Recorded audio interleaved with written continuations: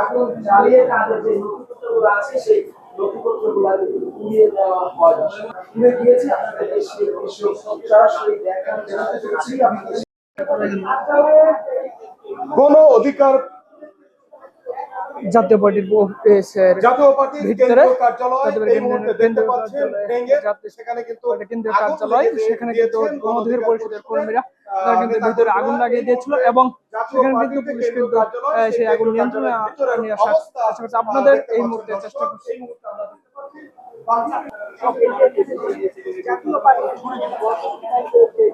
আছে